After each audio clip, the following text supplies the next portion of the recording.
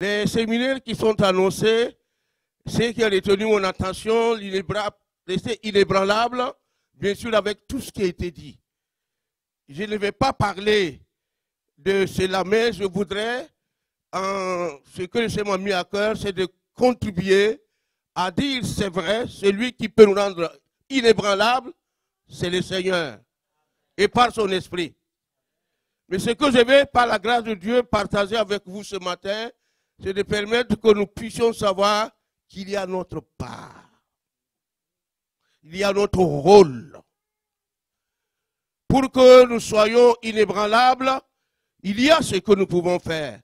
Mais d'ores et déjà, le Seigneur, dans sa grâce, a déclaré que c'est ce qui lui plaît. Ce que nous soyons inébranlables. C'est pourquoi ce matin, ce que je voudrais partager avec vous, c'est le texte du prophète Habakkuk ou Habakkuk, selon ce que vous voulez prononcer. Un petit prophète parmi les prophètes mineurs. Voilà, vous pouvez chercher en allant même peut-être à la table de Matthieu si vous ne savez pas très bien. Voilà, et nous allons lire le chapitre 2. Nous allons lire le chapitre 2, où je vais retenir la pensée pour développer ce que Dieu m'a mis à cœur de partager avec vous. Une petite contribution dans cette vie solide, inébranlable, là où Dieu veut nous conduire, veut vous conduire. C'est cela que le Seigneur veut, effectivement. Et pour ce faire, que nous sachions d'où nous sommes venus et où nous allons. Et ce que nous sommes. Habakkuk chapitre 2, verset 1. Cet homme de Dieu, ce prophète, qui est présenté, bien sûr, à partir du chapitre 1, si nous lisons, il dit ceci. J'étais à mon poste et je me tenais sur la tour. Je veillais pour voir ce que l'Éternel me dirait et ce que je répliquerais après ma plainte. L'Éternel m'adressa la parole et il dit, écris la prophétie, grave-la sur les tablettes, afin qu'on la lise couramment sur les tablettes d'eau. Car c'est une prophétie dont le temps est déjà fixé. Elle marche vers son terme et elle ne mentira pas. Si elle tarde, attends-la, car elle s'accomplira certainement.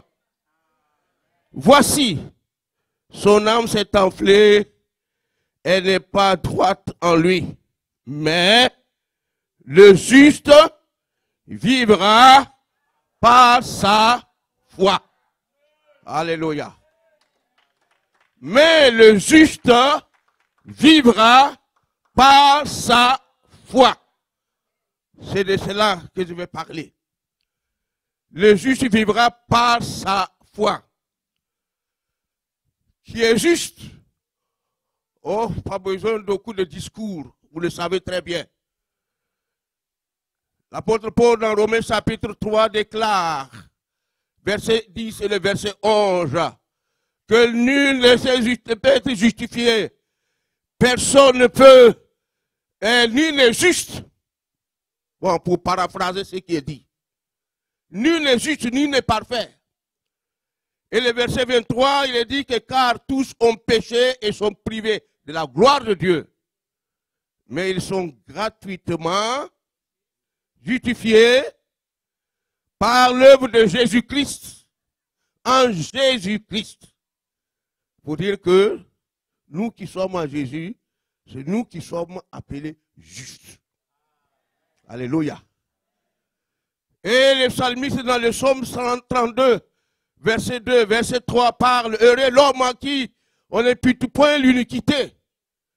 Celui en qui on ne trouve plus de fraude parce que Dieu nous purifiant, nous pardonnant, nous sommes reconnus comme étant justes. Mais le juste vivra par sa foi. Et je dirais ceci. Dans ces temps difficiles, je ne vous apprends rien en le disant, je constate depuis que je suis arrivé ici, C'est vrai, les gens sont gentils. Vraiment, je suis émerveillé de voir comment les gens sont gentils, serviables. Les gens sont gentils. Mais quand j'écoute et j'entends ce qui se dit, ce qui se fait, c'est vrai, même depuis la Côte d'Ivoire, je sais qu'il y a des choses qui n'honorent pas le Seigneur. Et ça, c'est partout d'ailleurs.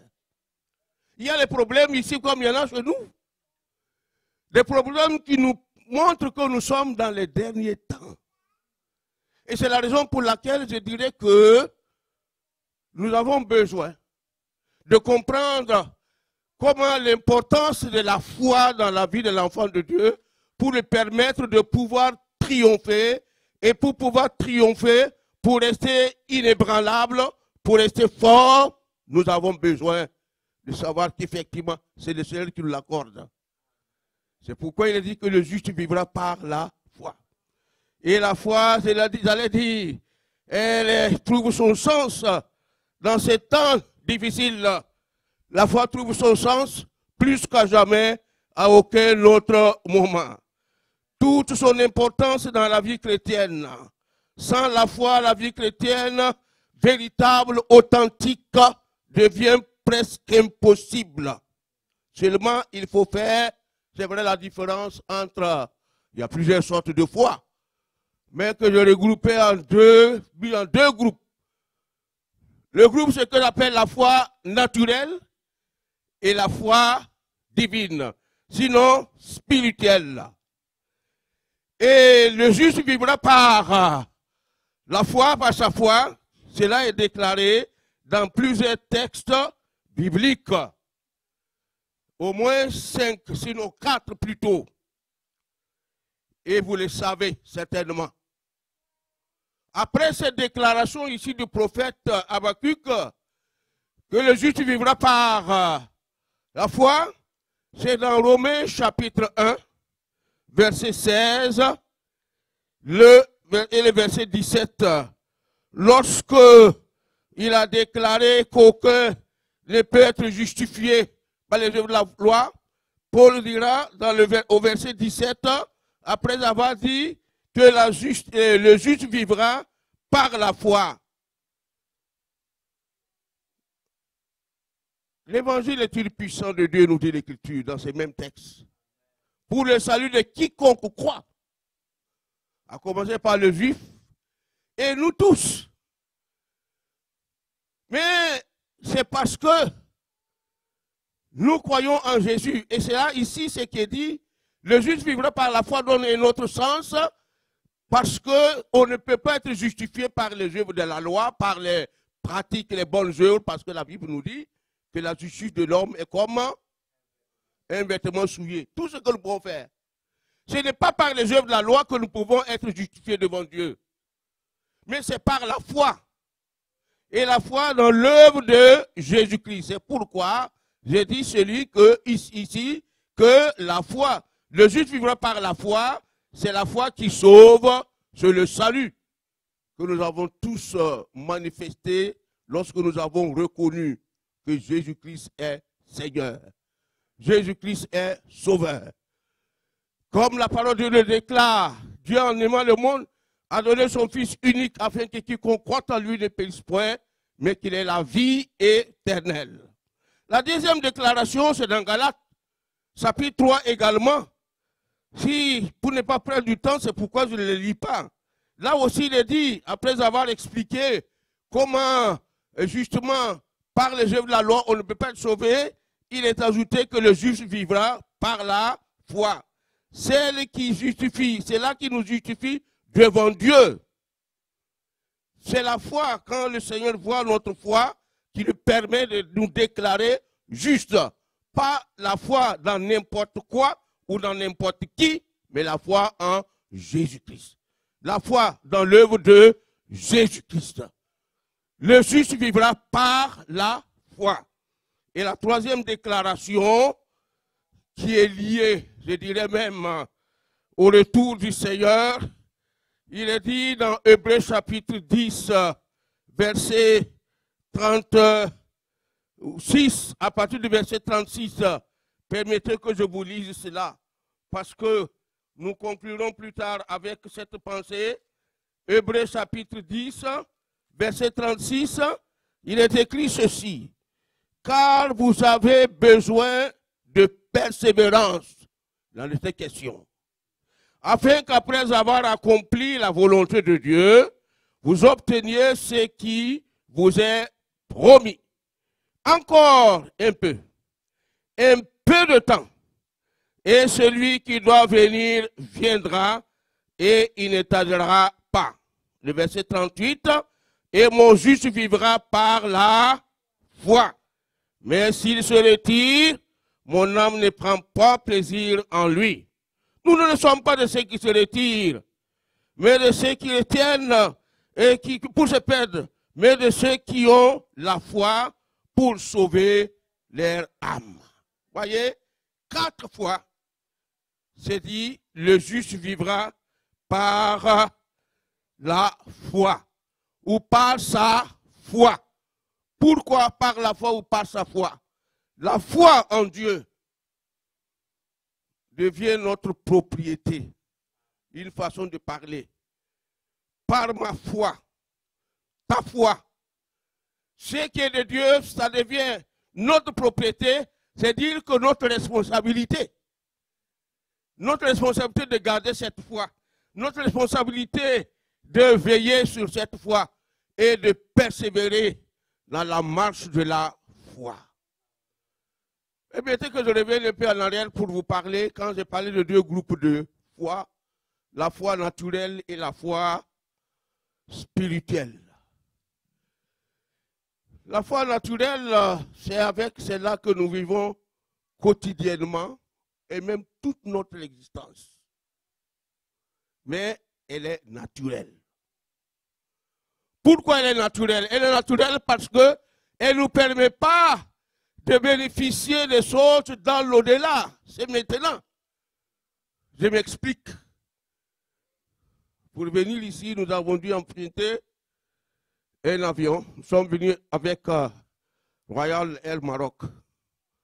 Nous sommes montés dans l'avion par là. À la fois. Oui. Parce qu'on sait que l'avion va nous amener jusqu'ici. Et c'est ce qu'on a fait. C'est la foi. Quand nous allons dans un restaurant, on s'assoit et puis on commande un plat. Bon, en tout cas, ce qu'on nous fait en Afrique, je crois ici c'est la même chose. Vous avez la foi que le restaurateur ne va pas vous servir autre chose. On ne va pas mettre du poison. Et on mange. C'est la foi. C'est la foi qui fait que nous investissons beaucoup d'argent pour envoyer nos enfants depuis l'Afrique pour venir étudier ici. Et c'est des sacrifices pour cette... Vous le savez, mes frères africains. Bon, mais si, bien sûr, les frères, allez dire, pas canadiens, mais québécois.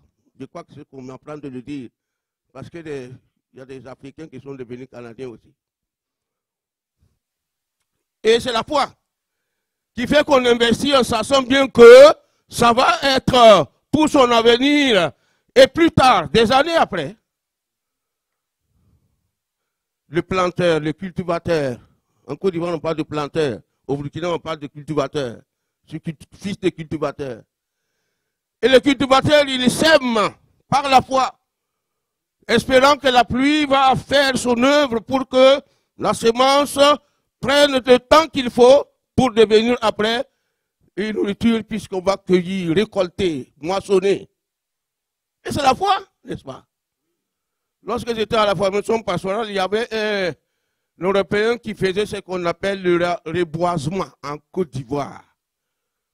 Un reboisement, c'est-à-dire il allait planter des jeunes plantes qui vont devenir les bois, on dit les bois de billes, je ne sais pas si ça se dit ici aussi, les gros bois qu'on plante et qu'on fait des meubles avec là. Voilà, mais c'est des bois, et cet homme, un Européen crédule. Lorsque nous lui avons parlé du Seigneur, il a dit oui, moi aussi de la foi.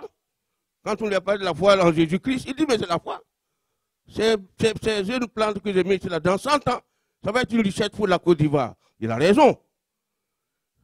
Mais c'est la foi naturelle. c'est la foi naturelle. Mais nous parlons de la foi spirituelle, de la foi qui n'a pas seulement des avantages, des bénéfices pour cette vie-là, parce que la foi naturelle a des avantages pour cette vie, c'est vrai. Ça devient des grands quelqu'un, comme on le dit. Des gens qui ont réussi dans la vie, mais qui bien souvent ont échoué dans leur vie. Est-ce que ça va la différence, on comprend? Il y en a qui ont réussi dans la vie, mais qui ont échoué dans leur vie. Chez les grands, on a tout. Mais les relations avec Dieu, qui est la véritable vie, qui est fait la véritable personnalité, ils n'en ont pas. Ils ont réussi dans la vie, mais ils ont échoué dans leur vie. Pour que Dieu nous fasse réussir dans la vie, mais réussir dans notre vie. Mais la foi spirituelle nous permet de réussir dans notre vie, justement. Parce qu'elle nous permet de garder le contact avec celui qui nous a créés, qui nous a donné la vie, et qui nous suit, et qui nous permet de réussir à tout point de vue. Alors ainsi, Habakkuk, qui a fait cette déclaration sous l'inspiration du Saint-Esprit, mais les justes vivra par la foi. Et comme je déjà souligné que la foi qui nous permet de vivre. Si la foi naturelle, c'est vraiment pour les choses de la terre, la foi spirituelle a des valeurs, sinon des valeurs d'une portée éternelle. Et c'est cela que nous voulons que les gens comprennent et saisissent. Et c'est cette foi-là qui nous permet de vivre. Et c'est cette foi que l'auteur de l'Épître aux Hébreux, au chapitre 1, chapitre 11, verset 1, parle de la foi qui est une ferme assurance des choses qu'on ne voit pas, mais qu'on croit, pour paraphraser. Qu'on espère des choses, une ferme assurance, une conviction qui nous permet de tenir envers et contre tout lorsque nous avons affaire à des situations difficiles. D'ailleurs, c'est ce que je voudrais souligner tout d'abord.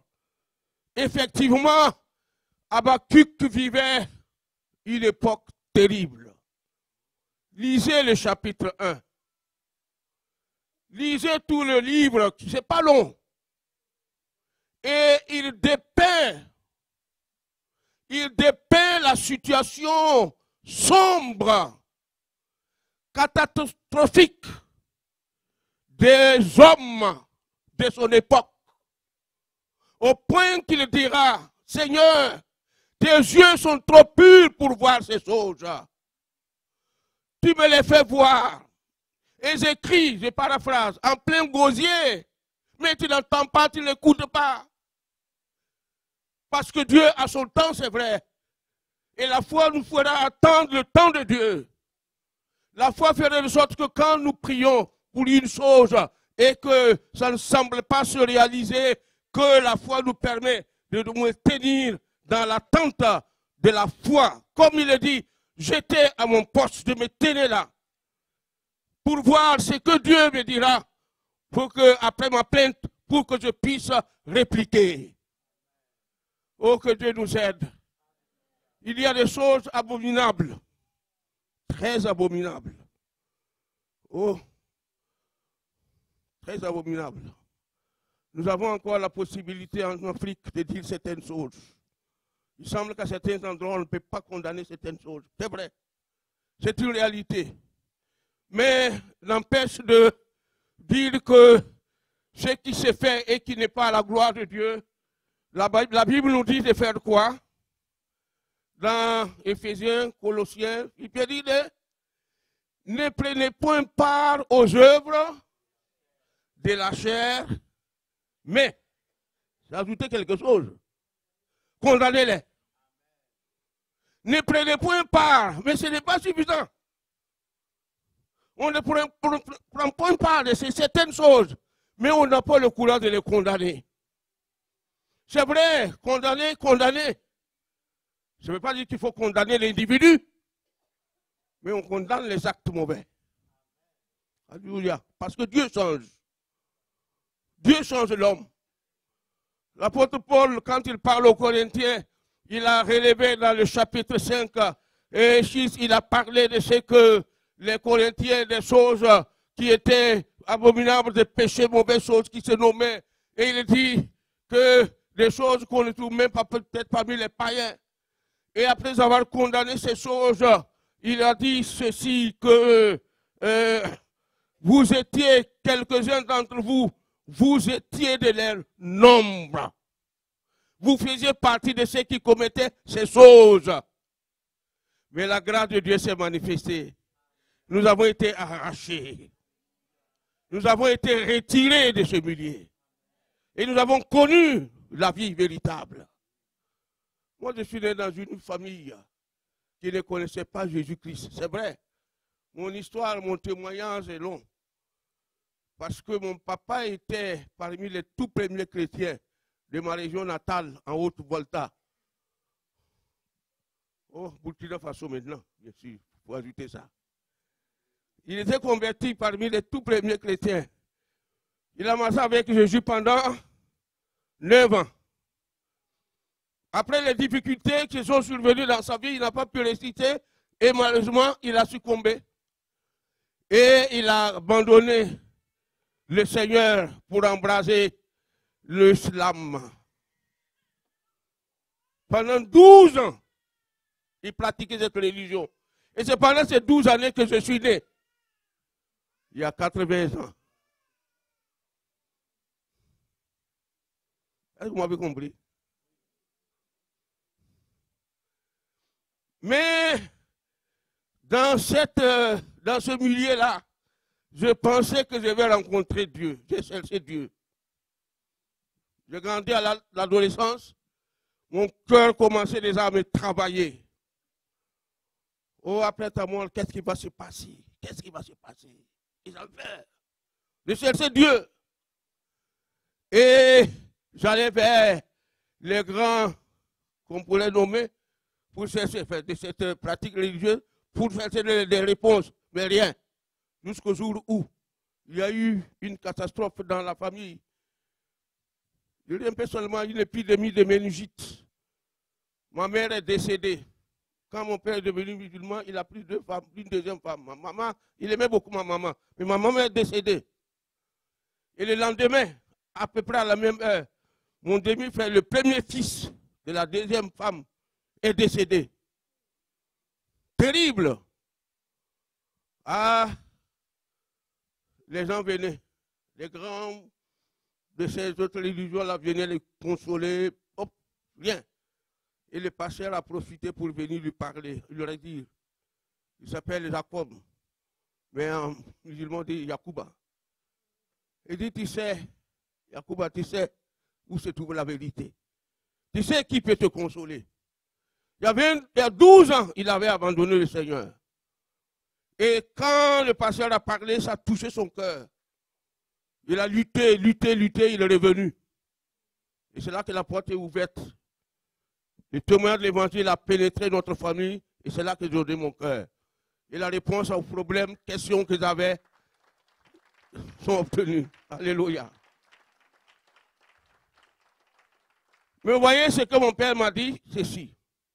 Il m'a dit, mon fils, pendant les 12 ans où j'étais loin du Seigneur, où je n'étais pas avec le Christ, j'étais sûr, je savais que j'étais perdu. Je savais que j'étais perdu.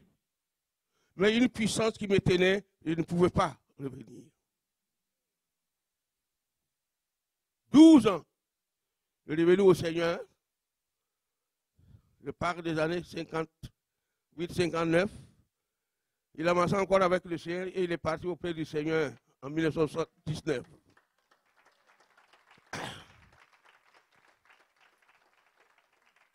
La foi fait des choses extraordinaires. Oui, c'est le cas. La foi fait des choses extraordinaires. Et la foi qui est définie par l'auteur de l'Épître aux Hébreux, que c'est une ferme assurance des choses que nous espérons, que nous comprenons. Je dirais que la foi produit ou permet de poser des actes qui sont favorables, qui sont agréables à Dieu, aux yeux de Dieu. Parce qu'il dit au verset 6 du chapitre 11 d'Hébreux, « Or, sans la foi, personne ne peut être agréable à Dieu. » Et par la foi, il a cité les héros de la foi. Vous allez parler des héros, des héroïnes. Les héros et les héroïnes de la foi dans le chapitre 11 de l'Hébreu. C'est là leur foi leur ont permis d'être agréables à Dieu. Ce qui me permet d'être agréable à Dieu, ce qui te permet d'être agréable à Dieu, c'est notre foi. C'est ce qu'il voit. Et vous savez, dans les évangiles, plus d'une fois, il est cité que lorsque les gens viennent au Seigneur d'une manière ou d'une autre, plus d'une fois, le Seigneur, l'Écriture nous dit que Jésus, voyant leur foi, ou voyant sa foi, la foi, Jésus la voit. Voyant la foi, il fait une déclaration extraordinaire quand il a affaire à un homme ou à une femme qui a la foi. Parce que cette foi-là nous rend agréable aux yeux de Dieu. La foi véritable, je dirais, enveloppe totalement l'homme, l'enfant de Dieu. Elle n'est pas subordonnée au moment ou aux circonstances présentes. Elle ne dépend que de Dieu, qui est la base ou la fondation ou le fondement, si vous voulez. Le juste vivra par sa foi. Du prophète Habakkuk. Habakkuk vivait au 7e siècle avant Jésus-Christ. C'est-à-dire autour de 700 ans avant Jésus-Christ. Et nous sommes aujourd'hui en l'an 2025. Vous voyez, ajoutez. Et il a dit des choses qui touchent notre époque. Comme Paul, 100 ans après, 700 ans après. Au 1er siècle de notre ère, l'apôtre Paul a écrit la deuxième épître au Timothée, chapitre, enfin les épîtres de Paul. Mais dans 2 Timothée, chapitre 3, qu'est-ce qu'il dit? Qu'est-ce qu'il dit dans les derniers jours? Est-ce qu'on peut lire ce texte? Si on peut nous le lire, pasteur. Oui, à haute voix, c'est bon de le lire. Je voudrais cela, s'il vous plaît. Voilà. Voilà les micros pour lire, comme ça on entend ceux qui n'ont pas.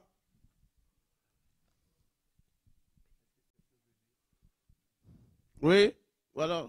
Bien aimé. Oui, ok. Donnez-lui le micro, s'il vous plaît, voilà. Ok, il a une bonne voix, grande voix, c'est bon.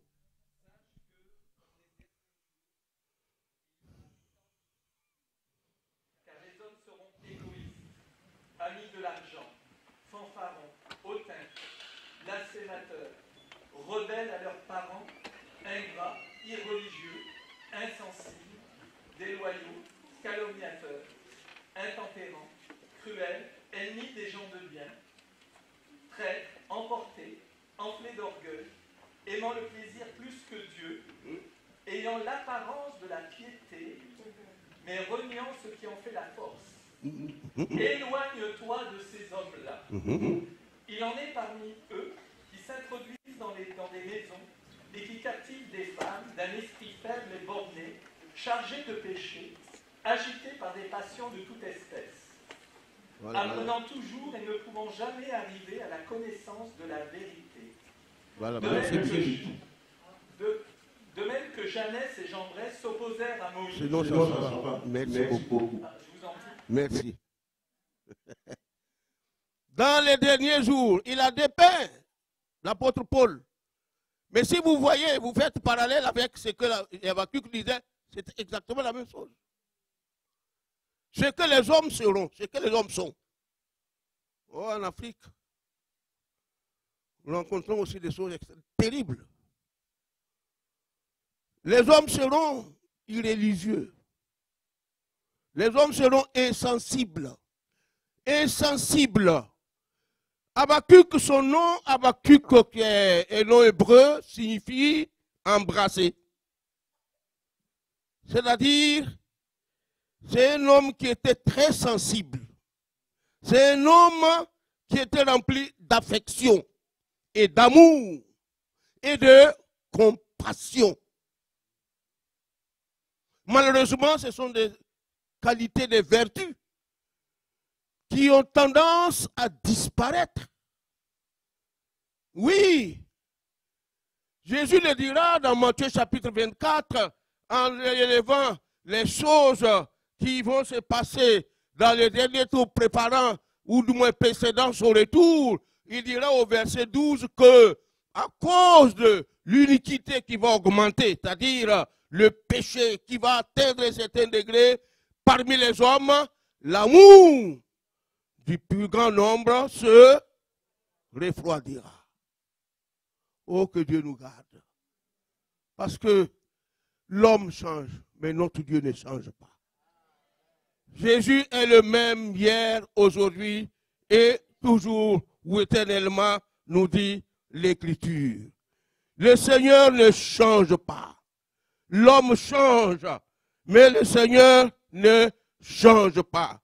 Soyons des hommes et des femmes remplis de compassion pour un monde en perdition et soyons à la brèche pour pouvoir faire de sorte que Dieu, dans sa grâce, intervienne. Parce que ce qui est vrai, malheureusement, les signes des derniers temps, des choses qui montent sur ces choses qui arrivent dans le monde, ce que l'homme est devenu. J'allais dire, malheureusement, l'Église n'est pas épargnée parce que l'apôtre l'a dit ici que la foi ou la piété va devenir comme une apparence, une simple apparence. Une apparence. Une apparence. Mais ça, je le vois beaucoup plus en Afrique qu'ici. Hein. Bon, je ne sais pas si je fais une faux jugement, mais une fausse appréciation. Mais ici, quand je vois des gens avec ce que vous avez, ce que vous connaissez, ce que vous possédez, quand je vois des gens qui viennent à la foi, je trouve que c'est vraiment beaucoup plus solide et sérieux. Oui. Ça, en tout cas, je ne veux pas que ça soit une impression, mais la réalité, c'est là. Quand je vois comment vous qui êtes venus de l'Afrique, je parle de l'Afrique, je sais qu'il y en a qui sont venus d'autres continents aussi, mais qui s'attachent au Seigneur, ça me réconforte beaucoup.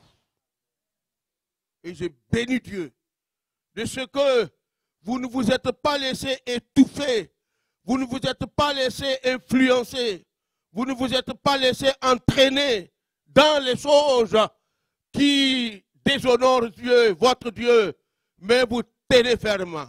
Et je suis content de voir justement des bien-aimés qui étaient avec nous et qui continuent à servir le Seigneur ici. À Dieu toute la gloire. Alléluia. Et je bénis le Seigneur pour le travail qui se fait. L'homme de Dieu que Dieu vous a donné, avec ses collègues, ses collaborateurs, que Dieu vous bénisse. Je vais terminer bientôt. Mais permettez que j'ajoute ceci. C'est vrai, quand je parle que la foi devient une apparence, au point que Jésus lui-même le dira, dans Luc chapitre 18, au verset 8, quand il a eu à parler, insistant parler de la prière, montrant la prière persévérante, et il est dit, est-ce que le Fils de l'homme, en venant, va trouver la foi sur la terre? Et pas, il ne va pas trouver les chrétiens, mais la foi. Par la grâce de Dieu, je dis la grâce de Dieu, sinon je ne suis rien, je ne fais rien. C'est Dieu qui le fait. J'étais pendant plus de 22 ans responsable d'une église de plus de 2000 membres. La première église à Abidjan, que nous avons servi pendant 22 ans, pasteur principal. Et il y a un peu plus de 30 ans, on a ouvert là où nous sommes maintenant. Parce que quand je suis parti de là-bas, je me disais, je ne veux pas une église aussi grande. Si j'ai 300, 200, 300 chrétiens, ça me suffit. Le point que quand nous sommes arrivés là où nous sommes là, parce que Baga l'a vu, et puis ceux qui sont venus de la Côte d'Ivoire qui ont déjà vu, on a vu un petit espace qu'on a pris. Et je me suis contenté de cela. Sans compter que le Seigneur avait son plan. Il avait son plan qui était différent. De telle sorte qu'en quelques années, nous avons commencé à être débordés. Et les annexes qu'on a eu à ouvrir, ces annexes qui se sont multipliées à leur tour, nous comptons aux alentours de là où nous sommes, dans la ville d'Abidjan, dans une commune, environ 25 à 30 églises. Et celle-là, l'église de la Riviera 2, nous avoisinons 2000 membres. Mais je dis toujours, hein, ce n'est pas le nombre qui impressionne Dieu. C'est la qualité. C'est la qualité. C'est la qualité. Et je demande au Seigneur de m'aider et de nous aider avec mes collègues. Nous sommes 3. Avec, bien sûr, on a les anciens, les diacres, les laïcs qui nous aident. Mais nous disons, nous voulons que chaque enfant de Dieu saisisse réellement la main de Dieu et de vivre en chrétien authentique et en chrétien enraciné dans la parole de Dieu et qui vit pour la gloire du Seigneur et qui honore le Seigneur. C'est cela que le Seigneur veut. Et c'est ce qu'il attend. Et c'est ce que nous entendons aussi, voir que le Seigneur soit glorifié. Et que tout se fasse pour sa gloire. Et que l'avancement de son règne soit en tout cas évident devant nous. Dans l'hébreu, ce qui est dit que encore un peu de temps, encore un peu de temps, et celui qui doit venir viendra.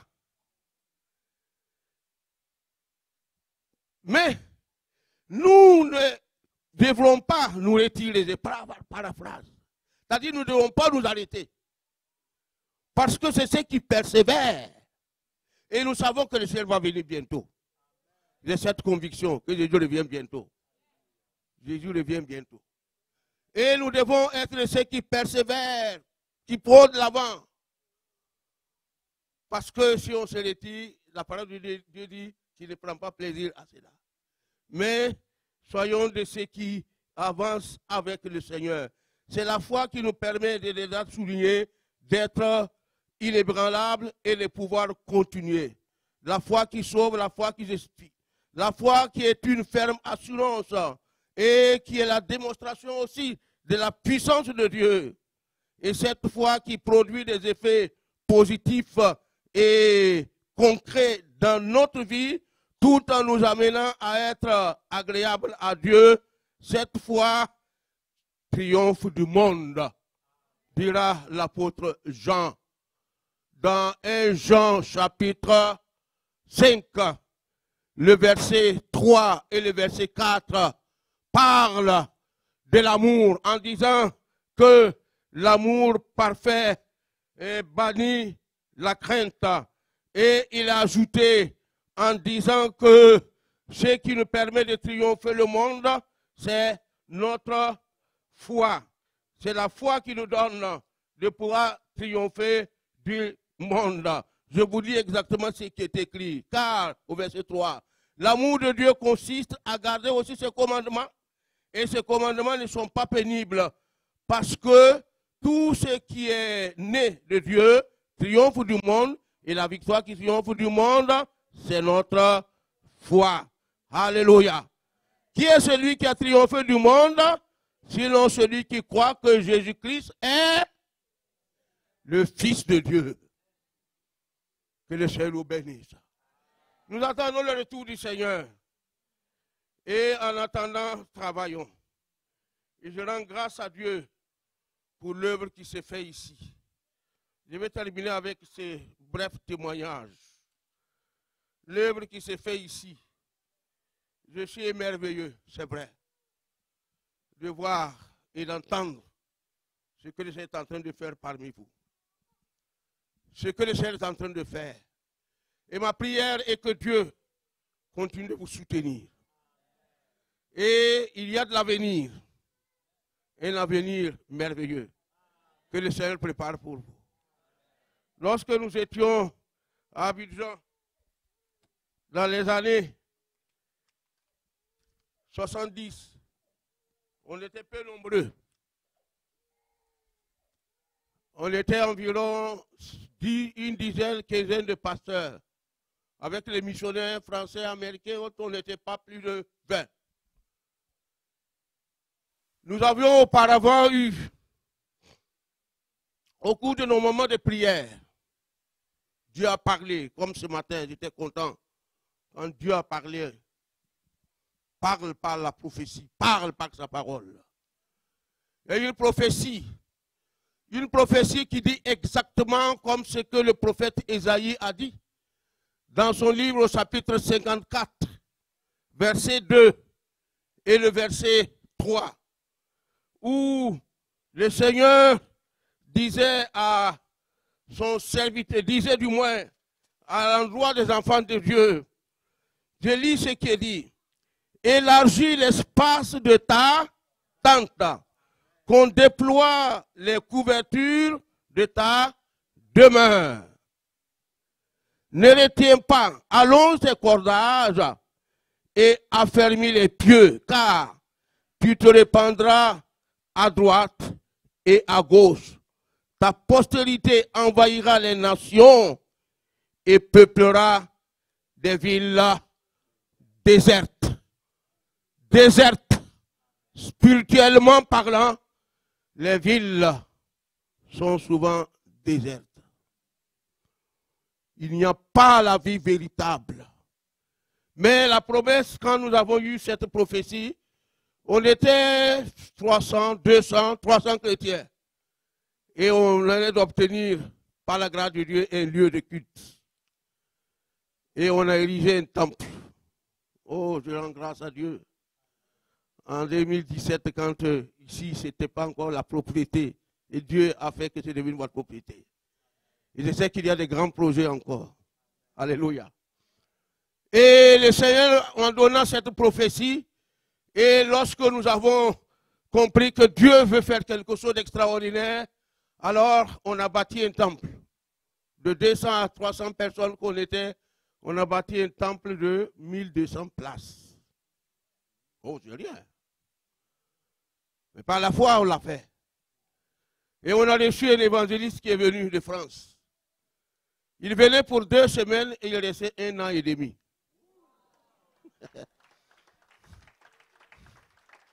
Dieu avait choisi de bénir la Côte d'Ivoire. Il voulait aller ailleurs après. Et quand il est venu, on a annoncé la croisade d'évangélisation, campagne d'évangélisation. Et la ville d'Abidjan n'était pas comme aujourd'hui. Aujourd'hui, la ville d'Abidjan compte, pas exagérer, peut-être 6 millions, 7 millions. Mais à l'époque, peut-être environ 1 million. Mais là, nous avons fait la publicité comme on peut le faire. Bon, modestement, pour annoncer et inviter les gens à venir. On allait prier pour les malades, l'évangile sera annoncé. Et le premier soir, et nous sommes venus à la réunion, il y avait un homme, un Libanais. Un Libanais qui était un homme bien connu parce qu'il était un responsable du sport, du cyclisme à l'époque, il s'appelle Zen. Il était paralysé. On l'a amené, il avait des moyens, on l'a amené partout où il pouvait être soigné. Rien. Et ce soir-là, le premier soir, on l'a transporté pour venir à la croisade. Et il a été placé là, à côté de l'estrade, où le prédicateur s'est tenu pour prêcher. Et lorsque il a fini le message et qu'il fallait prier pour les malades, la femme du missionnaire était là et nous sommes venus, ils sont venus et puis on commence à prier. Cet homme paralysé, il était un balabar, un gaillard. Il s'est relevé aussitôt. Dieu l'avait guéri. C'est lui qu'on a transporté pour amener. Je le dis toujours, il a marché pour sortir de l'église. À la fin de la réunion, bien sûr. En moins d'une semaine, quelques jours, la salle était, la nouvelle a parcouru toute la ville. Les gens sont venus. L'évangile est prêché, prié. Dieu a manifesté sa puissance. Il y a eu des guérisons, des paralytiques, des aveugles, des sourds, des muets et de toutes sortes de maladies. Et les gens qui sont venus avec des cannes, marchant avec des cannes, sont venus. En moins d'une semaine, non seulement la salle était pleine, mais la cour de l'église était pleine également. Et il a fallu trouver des possibilités pour barrer les rues quelque part. Et puis, ça continuait. Chaque jour, le Seigneur se manifestait. Il avait choisi de bénir la Côte d'Ivoire. Il y avait des guérisons extraordinaires. Des guérisons. On a été, bon, moi j'étais à l'époque jeune pasteur, hein, je parle de 1973. J'étais tout jeune pasteur. Je devais me marier en 1973. Mais à cause de cette croisade, on n'a pas pu se marier en 1973. C'est en février 1974 qu'on s'est marié. Mais on a demandé, les responsables ont demandé aux autorités le stade de la ville d'Abidjan. Et c'est le stade de Robert Champlou de Marcory. C'est là qu'on a pu obtenir. Matin et soir. Là, avant c'était le soir. Mais matin et soir, les gens venaient de partout, de la Côte d'Ivoire. Et même hors de la Côte d'Ivoire, il y en a qui venaient. Et les guérisons, ceux qui venaient avec des cannes qui ont été guéris, ça c'était un signe que nous ne l'oublions jamais. On a ramassé les cannes, fait un grand tas.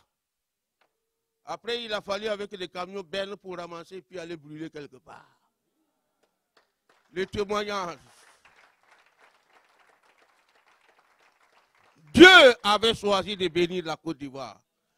Et nous n'avons pas été, allés dire, surpris. Si on était surpris tout de même, parce que quand Dieu fait les choses, ça dépasse l'entendement.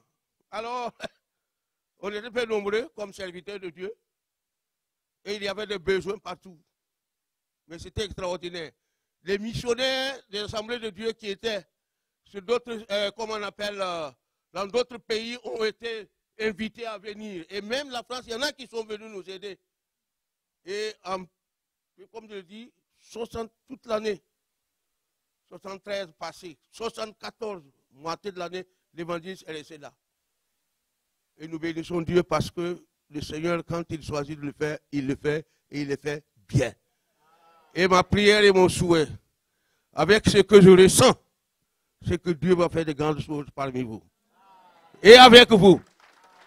Que le Seigneur vous bénisse. Le juste vivra par la foi. Le juste vivra par sa foi. Et la foi spirituelle qui a des bénéfices pour le temps présent, oui, avec tout ce que nous recevons. Le royaume de Dieu et sa justice, a dit Jésus, et tout le reste vous sera donné. Et les portées éternelles. Que Dieu vous bénisse au nom de Jésus.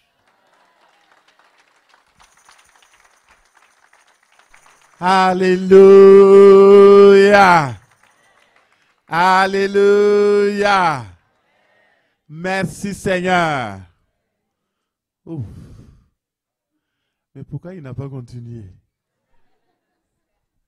Gloire à Dieu.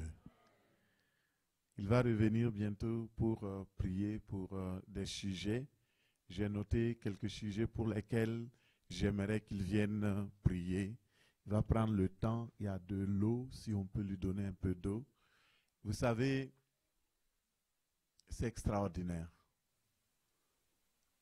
J'ai juste la cinquantaine, là, je suis dans les 50 ans. Je me projette dans 30 ans pour m'arrêter prêcher comme lui. Mais comme je suis à côté de lui, l'onction, ça veut dire que je vais atteindre non seulement les 80 ans, je vais prêcher comme lui, mais plus, parce que, vous savez, il y a l'onction qui est là et l'onction encore qui s'ajoute. Donc, on a la foi que, même à 90 ans, on va encore prêcher à 100 ans au nom de Jésus. Alléluia. Alléluia. Waouh, la foi. J'aime ça. Merci Seigneur. Donc nous allons demander et il va revenir prier et pour toutes les personnes qui ont des parents qu'ils veulent voir être sauvés. Mais qui? Parce que le témoignage de son papa m'a touché tellement. Il a dit, je savais que j'étais perdu tout ce temps. Mais il y a une puissance qui me retenait. Nous allons prier. Vous avez des parents, des amis qui ne connaissent pas le Seigneur. Il y a une puissance qui les retient. Nous allons prier que cette puissance soit brisée. Donc ça, c'est le premier sujet pour lequel il va venir prier. Le deuxième sujet pour lequel il va venir prier, c'est que selon la parole qu'il a prêchée, chacun de nous reste ferme, attaché à la véritable foi. La foi qui sauve, la foi qui nous fait avancer, la foi qui permet de ne pas se retirer pour se perdre. Et il a aussi parlé du projet. Vous savez, il a prié par la foi. Nous avons obtenu la grâce que la porte soit ouverte. On a tout aménagé. Il est venu voir. Et il va prier aussi parce que nous avons un grand projet. Nous lui avons fait part du projet d'élargissement qui est en cours. Et il va aussi prier et rendre grâce à Dieu. Et enfin, il va prier. Vous savez ce qui est arrivé en Côte d'Ivoire? Est-ce qu'il y a quelqu'un qui croit que ça peut arriver à Sherbrooke? Alléluia. Alléluia. Et ce que j'ai retenu, c'est que lors de ce réveil de la Côte d'Ivoire, il y a eu un déclic. Il y a eu une clé. Un homme très connu a été guéri. Et tellement il est connu que ça me fait confiance. Les gens qui le connaissaient, qui le voyaient paralysé. Et tout le monde sait. On ne peut pas cacher. Nous allons prier, nous allons lui demander de prier. Qu'un déclic se fasse à Sherbrooke. Un déclic se fasse au Québec. Et qu'il y ait quelque chose qui se fait, je ne sais pas qu'est-ce qui va se faire, mais que vraiment le réveil vienne au nom de Jésus. Et enfin, il va prier pour les malades. C'est un homme très modeste. Il était jeune pasteur. Il a reporté son mariage à cause de l'évangélisation, à cause du réveil. Regardez un sacrifice. Tu as ta fiancée qui est là, vous avez programmé le mariage cette année-là. Et Dieu fait son œuvre. Il était au four et au moulin, jeune évangéliste. Et vous savez, il a dit quelque chose tout de suite, il s'est retenu. Il a dit, nous sommes venus prier. Non, enfin, ils sont venus prier. Vous comprenez, Dieu l'a utilisé puissamment. Et ce Dieu-là continue de l'utiliser. Donc, voici les points sur lesquels il va venir. Donc, papa, revenez.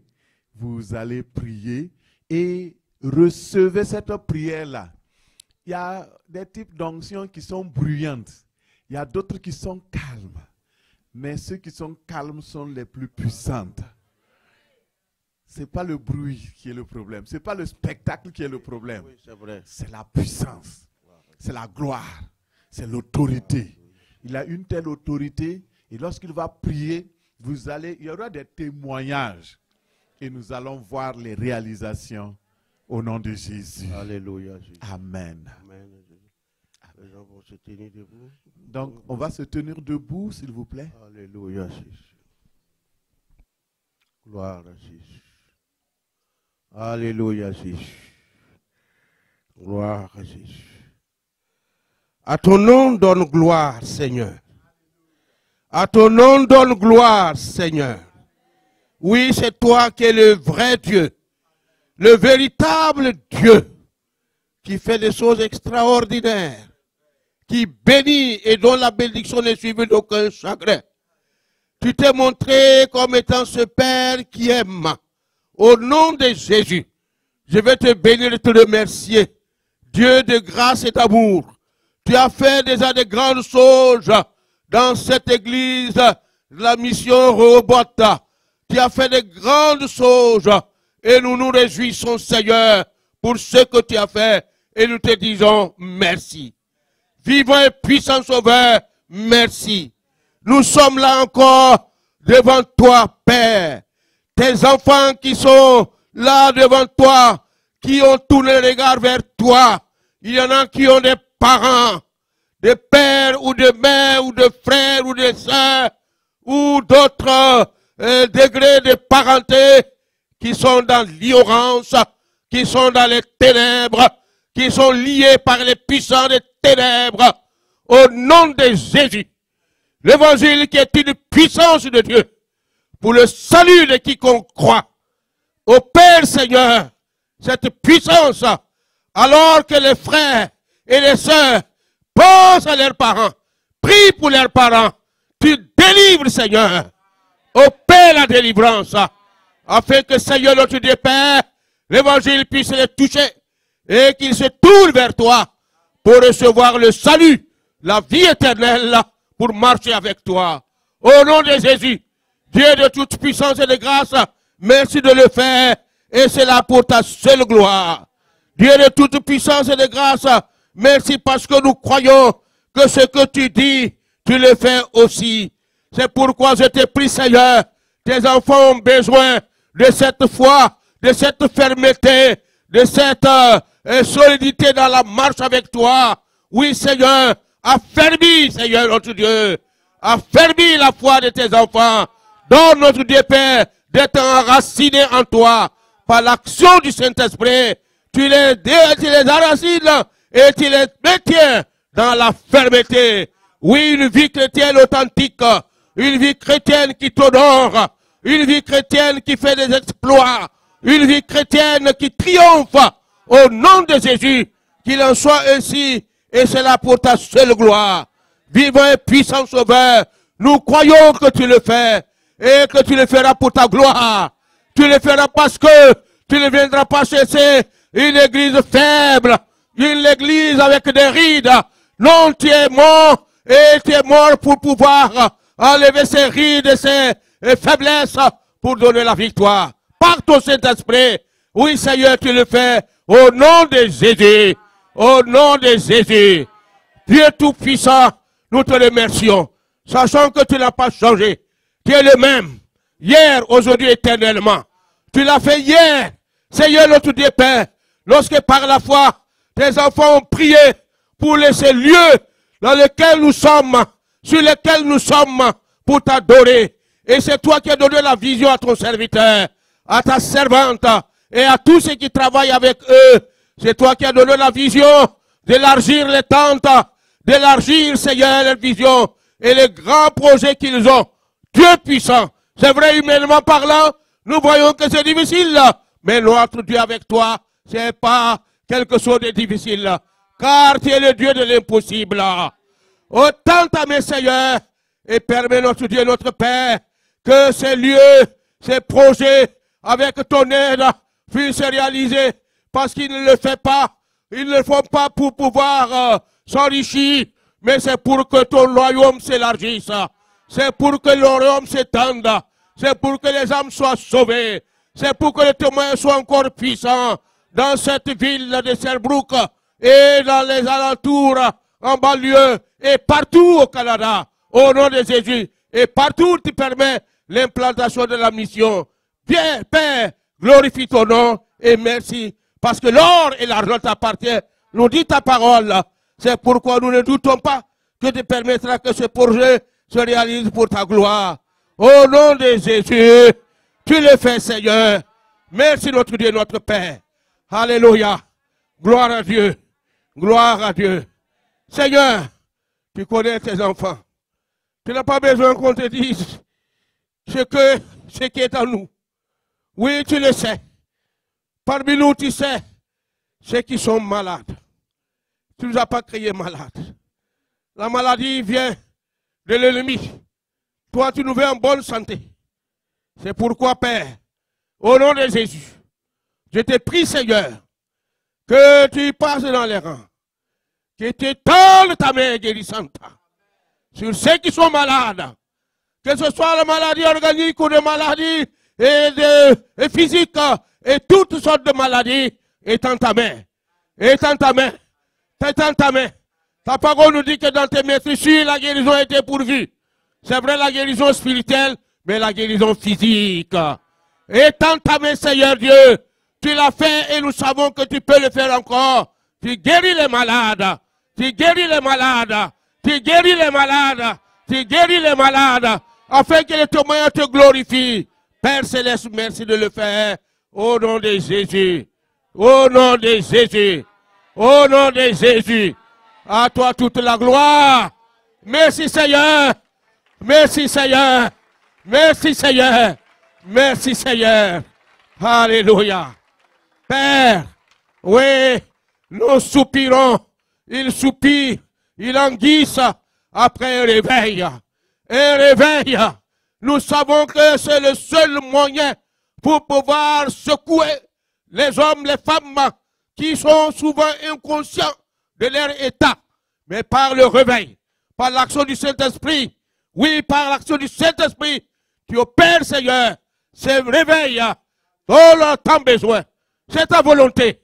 Et tu as le pouvoir de le faire. Par ton esprit, tu le fais au nom de Jésus. Au nom de Jésus. Au nom de Jésus. Au nom de Jésus. Au nom de Jésus. Merci Seigneur. Et que toute la gloire te revienne à toi et à toi seul. Merci Père. Amen. Amen. Amen. Amen.